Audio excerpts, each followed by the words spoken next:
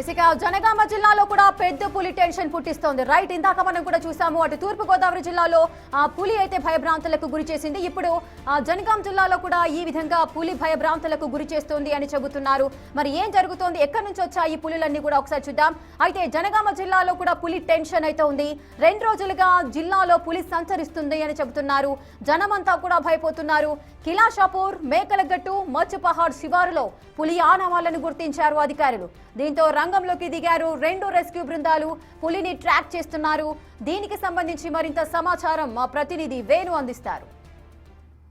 3 వారాల నుండి రెస్క్యూ బృందాలకు చిక్కకుండా పెద్ద పులి దోబూచులాడుతోంది. ఇక నిన్న రాత్రి యాదాద్రి జిల్లా నుంచి జనగాం జిల్లా లోపలికి ఎంటర్ అయింది. ప్రస్తుతము రఘునాథపల్లి మండలంలోని మడిగూడెం వద్ద ప్రస్తుతం టైగర్ గుర్తులు స్పాట్ గుర్తించడం జరిగింది. ప్రస్తుతం అటవీ శాఖ అధికారులు, రెస్క్యూ బృందాలు ఈ యొక్క టైగర్కి సంబంధించినటువంటి పాదముద్రలు గుర్తించారు. ప్రస్తుతం మనము మండలగూడెం వద్ద ఉన్నాము. ఈ గూడెం శివారు లోపల మనం పెద్ద పులికి సంబంధించినటువంటి పంజా గుర్తులు మనం ఒకసారి చూడొచ్చు.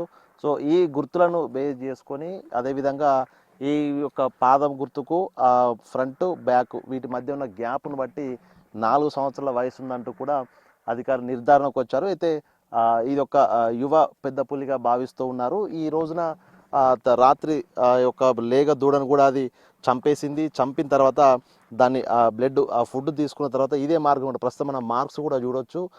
అంత భారీగా ఈ యొక్క పొలంలో, పూర్తిగా ఎండిపోయిన పొలంలో కూడా ఆ స్థాయిలో దానికి సంబంధించిన పగ్ మార్క్స్ పడ్డాయి. సో దాన్ని బేస్ చేసుకునే టైర్కి సంబంధించినటువంటి డేటా అంచనా వేస్తున్నారు. ఇక అది దాదాపు మరి 2 నుంచి 3 రోజుల పాటు కూడా ఫుడ్ తీసుకోకుండా ఉండగలుగుతుంది. అయితే ఇదే మార్గం కూడా మనకు కనిపిస్తున్నటువంటి అటు కిలాషపురము, అదేవిధంగా మేకలగట్టు, ఈ మండలగూడెం, ఈ 3 గ్రామాలకు సంబంధించినటువంటి సరిహద్దు అటవీ ప్రాంతానికి అది చేరుకున్నట్లుగా అధికారులు భావిస్తున్నారు. ఒకసారి మనం చూడొచ్చు, అదంతా కూడా చిట్టడులాగా ఉన్నటువంటి ప్రాంతము, పూర్తిగా గుట్టలతో నిన్నటువంటి ప్రాంతం. సో ఆ గుట్టల్లోనే ఒక గుహల్లో అది ఉండొచ్చు. అక్కడే అది స్టే చేస్తూ అర్ధరాత్రులు మాత్రమే అది క్యాటిల్స్కు వేటాడడానికి అయితే అది బయటకు వస్తుంది. అది ఆ క్యాటిల్స్ను కూడా చూజ్ చేసుకుంటూ ఉంటుంది. అది యువకులుగా ఉన్నటువంటి క్యాటిల్స్ను మాత్రమే అది టార్గెట్ చేస్తూ వాటిపై దాడి చేస్తూ చంపి తింటూ మళ్ళీ తిరిగి కనబడకుండా ఆ గుట్ట లోపల దాచుకుంటున్నట్టుగా తెలుస్తుంది. ఇక 2 రోజుల నుంచి, నిన్నటి నుంచి కూడా పూర్తిగా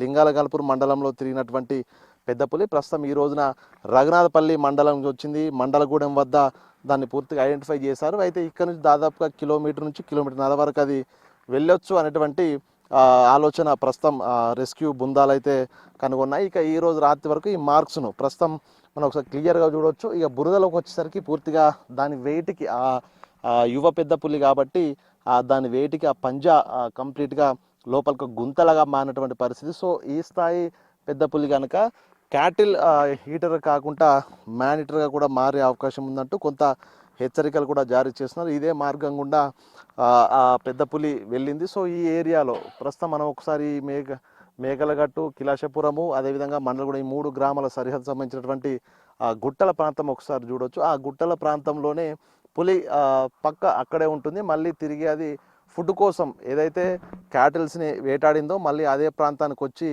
దాని బ్లడ్ చల్లారిన తర్వాత మళ్ళీ ఫుడ్ తీసుకొని వెళ్తుందంటూ కూడా రెస్క్యూ బృందాలు భావిస్తున్నాయి. దీంతో ఈ ప్రాంతం అంతా కూడా ఇప్పటికే రెస్క్యూ బృందాలు, అదేవిధంగా పోలీసులు కూడా చేరుకున్నారు.